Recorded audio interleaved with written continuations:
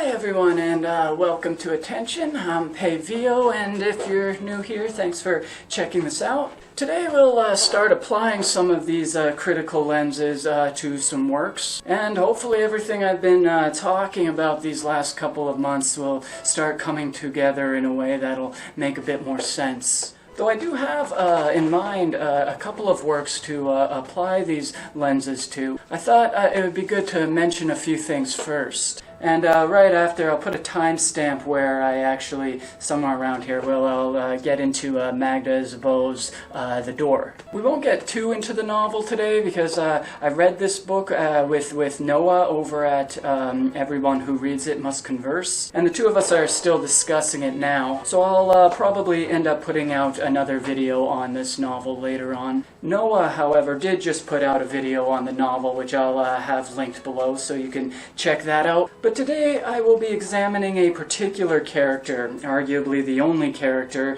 outside the narrator, if we can even count the narrator, through a familiar archetype or mythological aspect, as it not only provides a perfect example of how one can critique a character with the given understanding of the mythological, but it also provides a clear example on how it influences a reader to derive a meaning that could stand separate from the work itself, however intentional or unintentional it may be. So we'll explore one of these archetypes that can be found in The Door and see how it can alter one's understanding or one's reading of a particular text.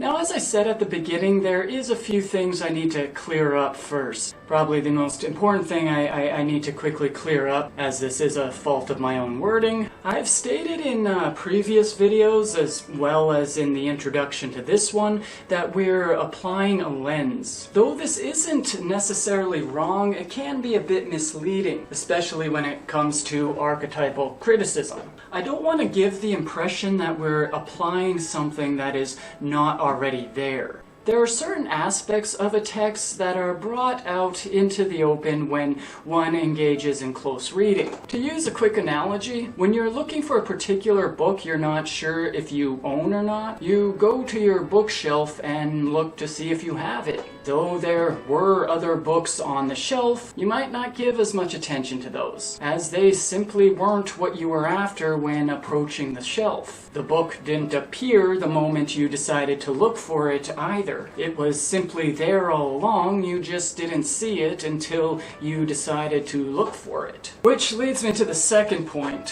When approaching a work of literature, the average critic or anyone that has set in mind to analyze a novel will not necessarily approach a work with a set bias in mind. Or at least this is just not something you would typically see in a review, either on this platform or say Goodreads. Most reviews you read of a fiction novel will try their best to give a full interpretation of everything the bookshelf contains, if we use the same analogy. However, in academia, an analysis will typically have a specific approach, where taking this specific approach will shed light on the work overall, or so it would be argued.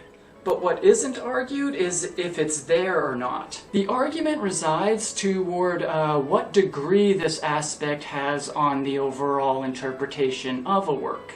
It's important to note that the intentions of a critic is not to change meaning or add meaning with an interpretation, but to discover something within the text that is actually there but often concealed, whether that be intentional or unintentional. Due to cultural norms throughout history, an author could be unaware of exactly what it is that they themselves put in the text. Such common things of the time are often overlooked, but they are nonetheless there.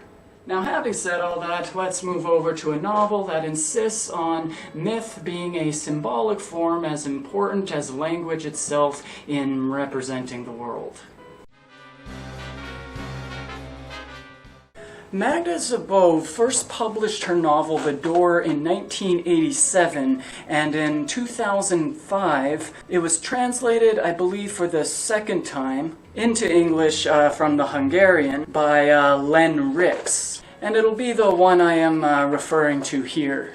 The novel tells the story of the relationship between a housekeeper, Emerence, and the tenant, Magda, who is the unreliable narrator of the novel. The story takes place over the 2 decades in which this relationship between the two is taken on a series of emotional outbursts, reconciliation, and ultimately betrayal. The narrator, Magda, tells the story from a very narrow perspective, lending the reader her own insights on who Emerence is. Right from the beginning, we're given this portrait of a woman who is shrouded in mystery. Upon their first meeting, Emerence hides her face with a veil, giving Magda no opportunity to see the features of who it is she's speaking with. This is immediately followed with referencing the religious tradition of someone whose faith forbids one from going about with an uncovered head. However, this reference, as we learn, would not be one that Emerence herself would agree with. But within this first meeting, we are given a few descriptive phrases to describe Emerence. She stood like a statue, but in a manner that gave her the appearance of someone who was defeated. Though this is not necessarily a contradiction, one does not typically describe a broken, defeated individual as being statuesque, in the traditional sense meaning tall and firm. But this is obviously done on purpose, because here we are immediately given the ground in which a common trope in folklore and archetype figure can develop. One that should be familiar to most, and tells the reader exactly what to expect, at least when it comes to certain characteristics of Emerence, as they continue reading throughout the novel. This archetype that Magda is describing is most commonly referred to as the crone.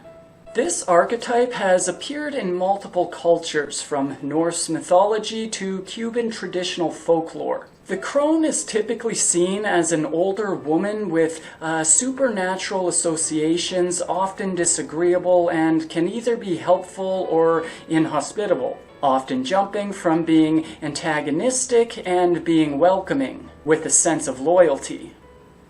Though Emerence does stray away from the typical archetype in many ways, she is described more or less as embodying such a character. Very mysterious, secretive, and with a past that is slowly revealed throughout the novel. Knowing this archetype before reading the novel, the reader can begin to speculate what this character will bring to the story. And sure enough, Emerence is constantly described as being a mystical character who has developed a reputation throughout this small town, who doesn't open her door to anyone, including those who are closest to her, and inciting rumors of her secrecy. She does seem to embrace the archetype and projects these conceptions onto everyone who knows her. However, the reader only gets the side of Emerence from the first-person perspective, whose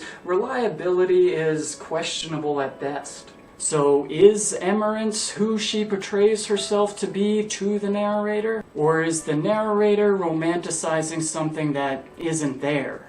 Well, maybe. Now, if one is familiar with a lot of these universal archetypes, one will start to find them all over this novel, the title The Door being one itself.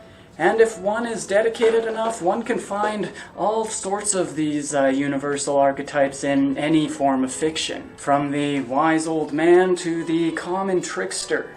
We know these characters before we're even introduced to them in the story. We relate to them naturally, as so many of them have become staples in pop culture. Many have evolved over the time, but the tropes that come along with them will bring a familiarity that can be analyzed along the way. The more one gets to know them, the more one will spot them, and would immediately know something about the story that could have otherwise been overlooked. So I hope that did help with understanding how this particular critique can be used in analyzing a story. And as I've said, I will more than likely return to Szabó's novel in the future. So I hope you enjoyed this, and until next time.